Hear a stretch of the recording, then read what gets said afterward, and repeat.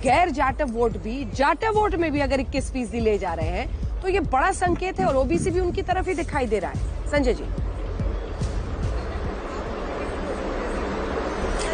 देखिए, आपने खुद कहा कि ये अभी अनुमान है और जितने आंकड़े आप पेश कर रही हैं वो सारे आंकड़े अभी अनुमान हैं, इसलिए इन अनुमानों के आधार पर कोई एक अधिकृत तौर पर कोई बयान जारी किया जाए, मुझे नहीं लगता कि ये बहुत मुनासिब होगा।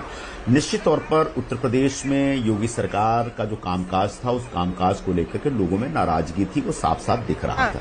दूसरी बात, उन नाराजगी को वोटों में ट्रांसलेट करने का जो प्रयत्न होना चाहिए प्रचार के माध्यम से, वो भी प्रयत्न हर तरफ से हो रहा था, चाहे समाजवादी पार्टी करे या कांग्रेस पार्टी करे। प्रियंका गांधी जी के नेतृत्व में एक जबरदस्त कैंपेन कांग्रेस पार्टी ने किया और हम लोगों ने कोशिश की कि जन जन तक पहुंचा जाए और बेरोजगारी का प्रश्न हो या लॉ एंड ऑर्डर का प्रश्न हो या महिलाओं की सुरक्षा का प्रश्न हो या फिर आवारा पशुओं का जो उत्पात है वहां पे वो प्रश्न, सारे प्रश्नों या किसानों का मुद्दा हो, इस सारे मुद्दों को लेकर के बहुत ही एक सिस्टमेटिक तरीके से, बहुत ही प्रभावशाली तरीके से लोगों के बीच कांग्रेस पार्टी गई प्रियंका जी के नेतृत्व में। अब ये कितना ये वोटों में ट्रांसलेट होगा, ये तो 10 तारीख को पता चलेगा। मैं ये नहीं कह रहा हूं, देखिए हर एग्जिट पोल को वो सभी लोग खारिज करते हैं जो हारते हुए दिखते हैं, तो मैं अगर खारिज करूंगा तो बोलेगा अच्छा आप हारते हुए दिख रहे हैं इसलिए कर रहे हैं। लेकिन सच ये है कि विधानसभा चुनाव में कई बार एग्जिट पोल गलत साबित हुए हैं, चाहे पश्चिम बंगाल का हाल का चुनाव हो या बिहार का चुनाव हो या फिर हरियाणा का चुनाव हो। चुनावों में एग्जिट पोल एकदम फाइनल ऐसा नहीं है,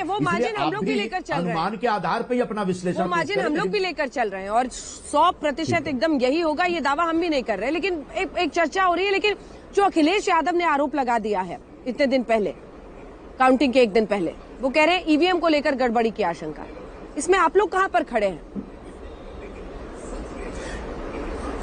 नहीं, ये आरोप गंभीर है, इसलिए ये पहली बार नहीं हुआ है, ऐसा कई बार देखा गया। मेरे ख्याल से जब मध्य प्रदेश में चुनाव हो रहे थे विधानसभा के, तब भी कई बार देखा कि स्ट्रांग रूम में जबरदस्ती लोग घुस रहे, फिर कमलनाथ जी ने अपने लोगों को भेजा था।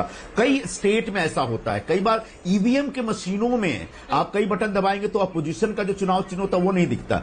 कभी आज तक ऐसा नहीं हो कि बीजेपी का चुनाव चिन्ह गायब हो मशीन से, बाकी पार्टियों के चुनाव चिन्ह गायब हो जाते हैं। तो ईवीएम की चोरी करना, ईवीएम को मैनिपुलेट करना, ये एक हद तक होता है, किस हद तक होता है ये कहना मुश्किल है, लेकिन अक्सर इस प्रकार की शिकायतें आती हैं जो अखिलेश यादव आज हरियाणा में नहीं कर पाए करके बता रहे हैं। तो ये राजस्थान हरियाणा में हो सकता है नहीं कर पाए होंगे, हो सकता है। अच्छा, क्यों? मतलब हो सकता है नहीं कर पाए होंगे, ये तो मैं कह रहा हूं। कई जगह वो कर पाते हैं, कई जगह नहीं। देखिए एक बात हाँ, एक बात बताता हूं आपको कि यूपी और बिहार में अक्सर चुनाव जब होते हैं तो प्रशासन का भी बहुत अच्छे ढंग से दुरुपयोग किया जाता है जिसकी सरकार होती है।